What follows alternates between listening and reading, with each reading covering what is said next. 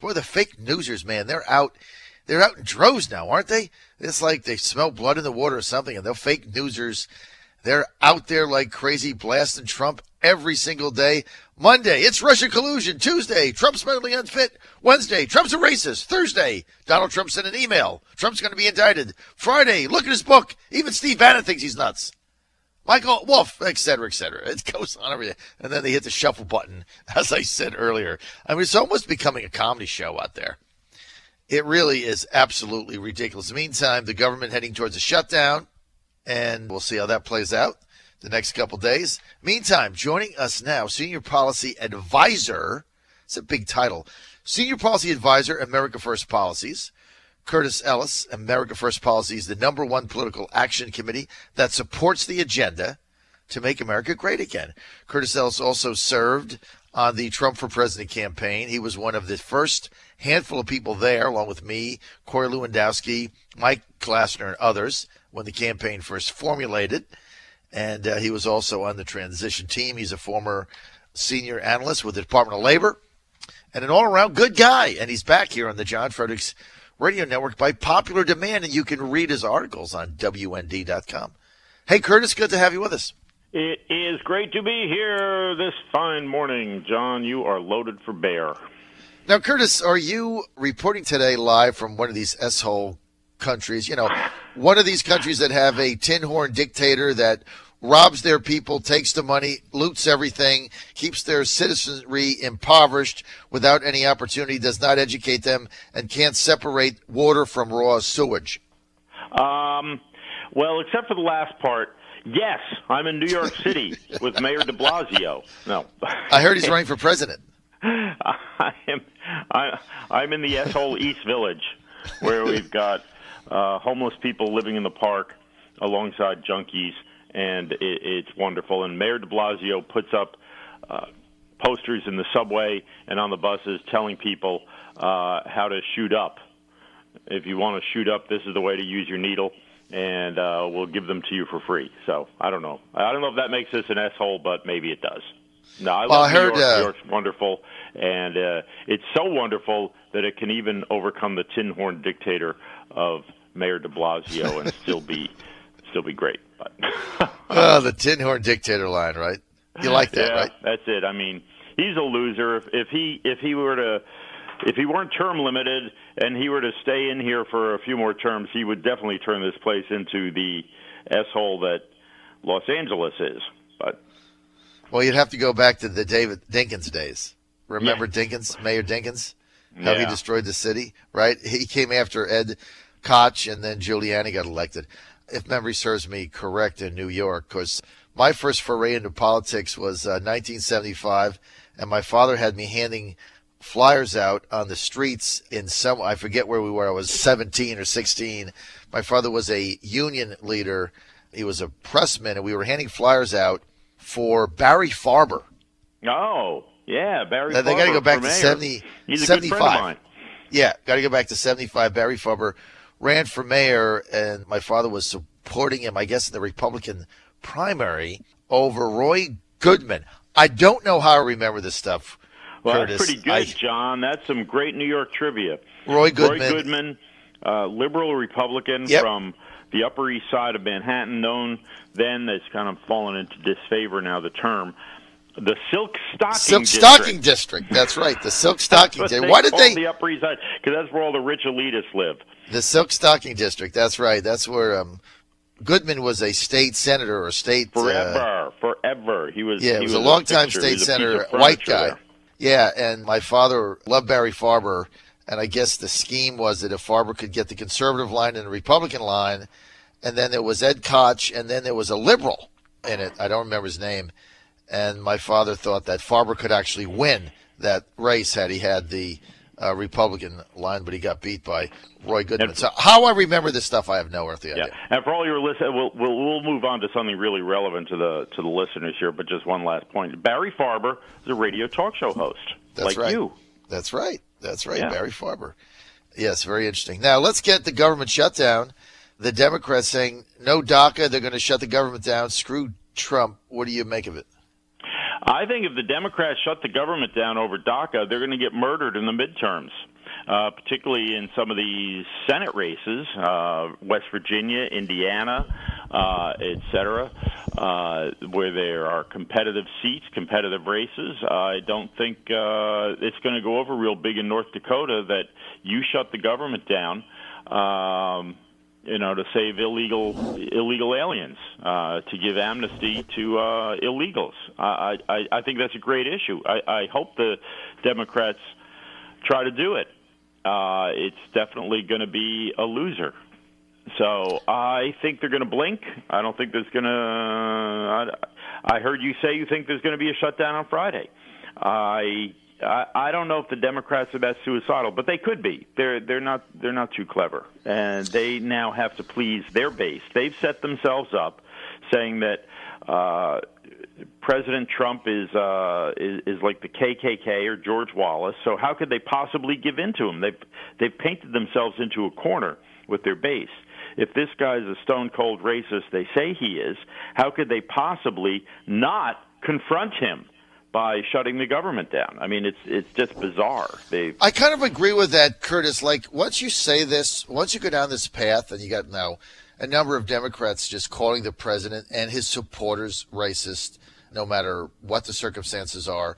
Once you go down that path, there's no way back, right? There's no way to come back from that.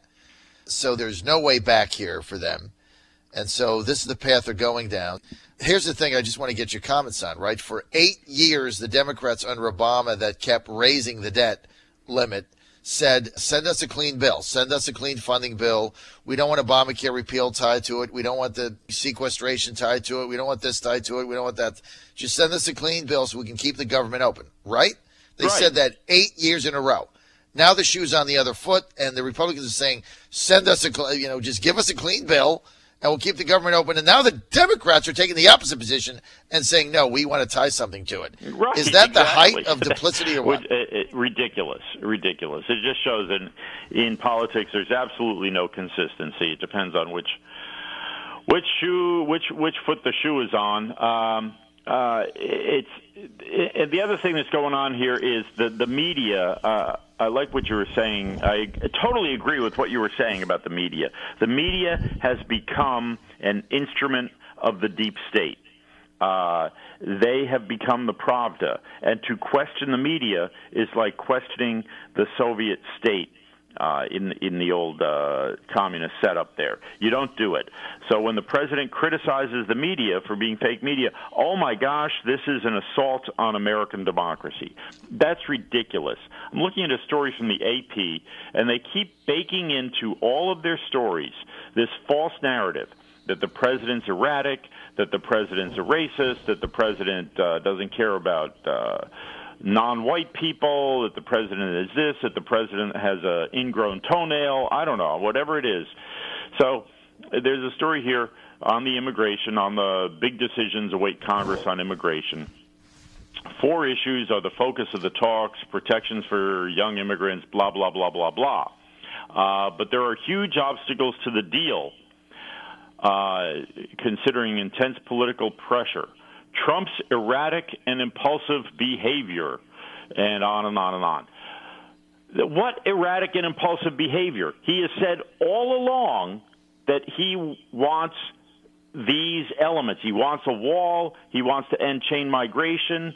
He has said, as I pointed out in a piece in The Hill with Katrina Pearson, since the publication of The Art of the Deal, President Trump has been entirely consistent in his behavior, and he even wrote it in the book, what he believes in, what he stands for, how he behaves. His behavior is not erratic or impulsive. It's exactly what the people voted for. It's exactly what was on display during the campaign, and it's exactly what's been on display for 30 years since the publication of The Art of the Deal. You can read it there. He tells you that think big, have fun, get the word out. Everything he wrote in that book he's doing today. There's nothing impulsive or erratic, but that's what the media decides to tell us. So Like you said, they make up this false narrative, this fake reality. That's the approved version of facts. That's the approved version of opinions. And if you deviate from that, you are not only a bad human being, you are now opposed to America. That's the next step, where hate crime, hate speech becomes a crime. And you see it already being enforced through Google and Twitter, where if you don't have the right opinion, they ban you, they make believe you're an unperson, and you can't get the word out. And it's very, very dangerous and very insidious.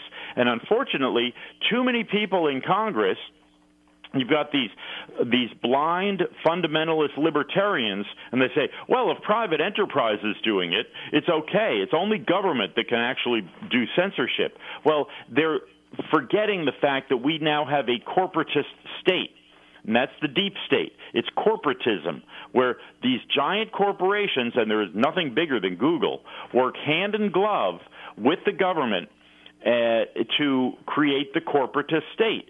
It's not left versus right. It's not even government versus private enterprise anymore.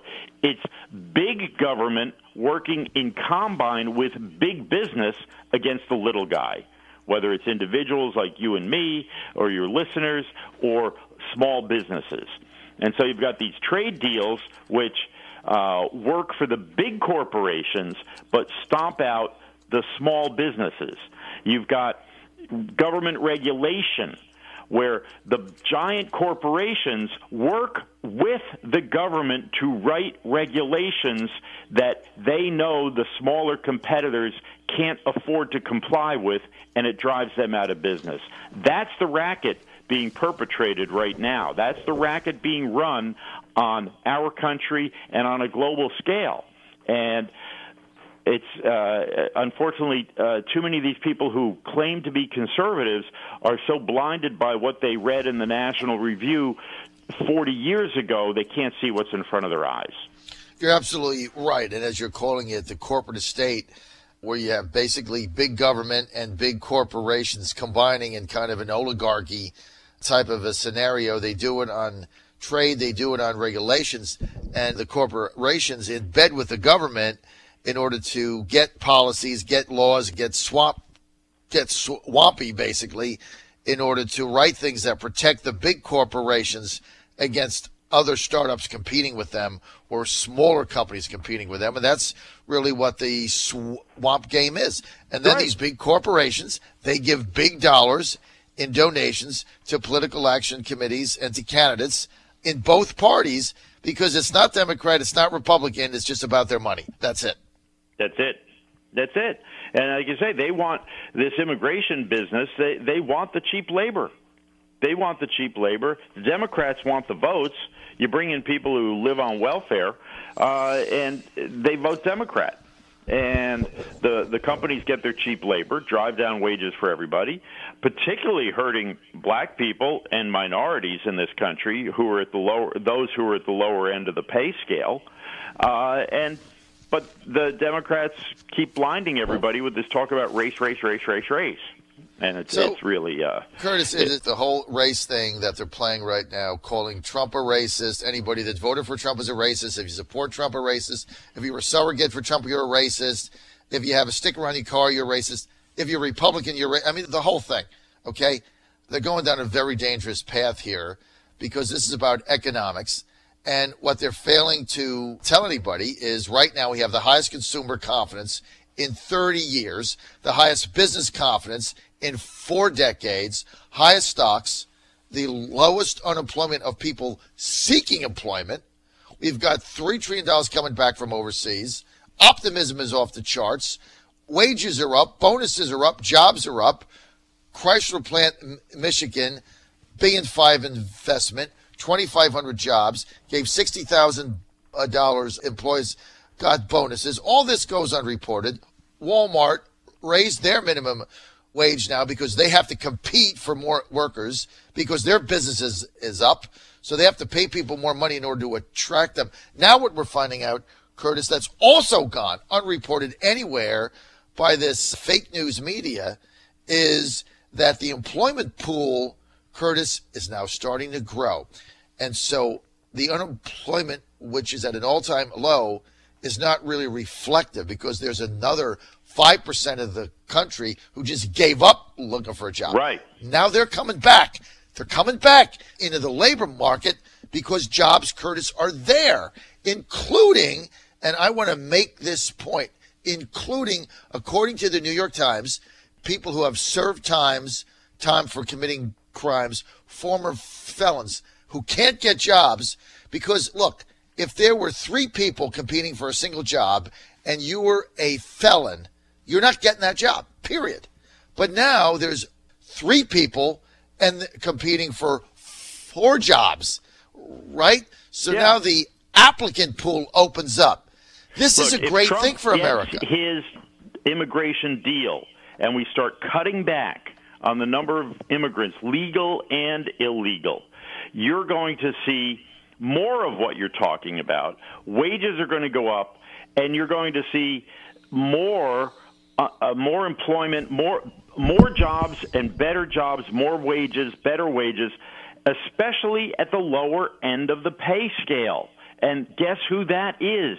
That's the African Americans, the Hispanics, the immigrants who are already here. They're going to see their wages go up, and you're going to see the labor force increase. And already Atlantic Magazine has the story, did a survey, SurveyMonkey survey, 605,000 people across the country. So it's a pretty large sample survey here, right? This is not a weirdo, tiny poll. Support for Donald Trump among African American men is up at like 25%. And this is what terrifies the Democrats. He's going to fulfill his campaign promise to deliver results for the black Americans. And then there goes the plantation. There goes the Democrat plantation. The slaves will be freed. The people will be freed. They will not be in thrall to the overseer, Nancy Pelosi and Chuck Schumer, who are telling them, stay put, stay quiet, we've got this taken care of, we'll keep you, we'll take care of you. Well, I tell you what, that's the gamble they're making right now. The gamble paid off in Virginia. It paid off in New Jersey. Whether it's going to pay off in November in the midterms across the nation, we'll have to see. But that's the gamble they're taking. And, they got a lot riding on it. My hope, Curtis, is that, results speak for themselves. And if you got money in your pocket and you got a better job and you have a better future and you feel better about tomorrow, people vote with their pocketbook. And I think that's the thing the Democrats fear most. They see all these results and they're scared to death of it.